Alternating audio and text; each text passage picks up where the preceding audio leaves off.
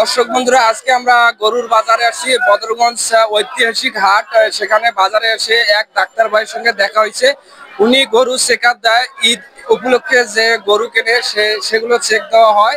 তা ওই ভাইয়ের সঙ্গে একটু আমরা কথা বলে আসবো।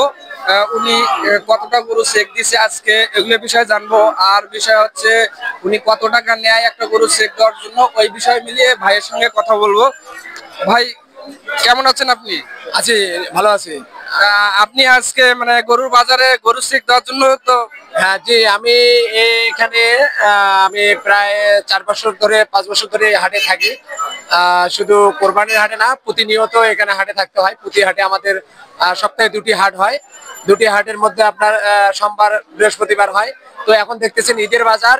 এখন কোরবানির জন্য মানুষ বিশেষ করে খালসাজে গাইগুলো, যে গাবিগুলো ওগুলো নেবে, ওরা চেক করে নেবে। আমি প্রতি গরু যেটা দেশি দেশি আমাদের শাহিওয়ালের জাতের মধ্যে দেশি, সেটা আমরা নেই হচ্ছে 100 টাকা করে নেই। সেটা যদি গাব থাকে তাও 100, যদি না থাকে তাও 100, মানে 100 টাকা করে আমি নেই।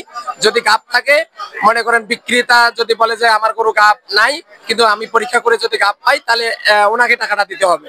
আর যদি ক্রেতা যদি গাব না থাকে, তো ওই টাকাটা আবার ক্রেতাকে দিতে হবে। এভাবে আমি আজকে ঈদ যত আসতেছে ঘনিয়ে, তত আর কি চেকআপের ইয়েটা আমার বেশি হবে। আচ্ছা, আমি একটা প্রশ্ন করতেছি যে আপনি চেকআপ দেন, তাতে করে যে এই টাকাটা দেওয়া কি তারা দিতে চায় না দিতে চায় না? হ্যাঁ, খুব আনন্দের সহিত তারা দেয়। তারা এই কারণে দেয় যে 100 টাকার জন্য আমি একটা গরু, মনে করেন 70, 80, 1 লাখ টাকা দিয়ে একটা গরু নিল কোরবানির জন্য, সে গরুটা যদি 100 টাকায় চেক করে তারা নিঃসন্দেহে বাসায় নিয়ে যায়, ওটা কোরবানি করবে, আর তাদের কোনো টেনশন থাকবে না। কিন্তু দেখা গেল যে অনেকে 1 লাখ টাকা দিয়ে বা 80,000 টাকা দিয়ে বা 70,000 টাকা দিয়ে একটা গরু নিয়ে গেল, নিয়ে যাওয়ার পরে দেখা গেল যে বাসায় নিয়ে যায় কোরবানি করবে, তার আগের দিনে একটা গাব বাড়ি হয়ে গেল, তখন তাদের কোরবানিটা হলো না, ওই গোস্তটাকে তো খেতে চায় না, বুঝছেন? আচ্ছা, আজকে আপনি কতটা গরু চেক দিয়েছেন? এখন একটু বেশি, তো একটু ঈদের সময় এখন পর্যন্ত আমি আর কি না হলো 20-25টা হয়ে যাবে, 20টার মতো পার হয়ে যাবে।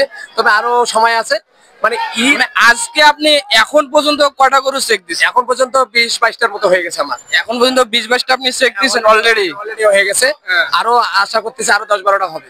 আচ্ছা, আপনি যখন চেক দিবেন আমাদের একটু হ্যাঁ, আচ্ছা ভাই, আপনার পরিচয়টা একটু দিবেন।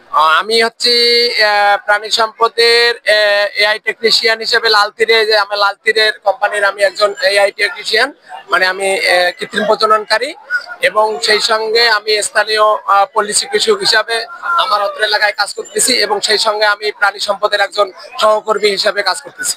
আচ্ছা, আপনার নামটা বলবেন আর বাসা কোথায় একটু বলবেন। আমার নাম হচ্ছে রণজিৎ কুমার রায়। আমার বাসা এখানেই, আমার বদরগঞ্জ থেকে, উপজেলা থেকে 2 কিলো হয়, 9 নম্বর দামোদরপুর ইউনিয়ন। আচ্ছা, কত বছর থেকে আপনি এগুলো করতেছেন? আমার পেশা হচ্ছে, আমি 17-18 বছর থেকে এই পেশায় আমি নিয়োজিত, কিন্তু আমার 2007 সাল থেকে এই পেশায় আমি নিয়োজিত, কিন্তু এখন আমি আর এই হাটে থাকার বয়স হচ্ছে আমার 5 বছর। হাটে থাকার বয়স 5 বছর? আমি 5 বছর থেকে এই হাটে আছি। আচ্ছা, ধন্যবাদ ভাই।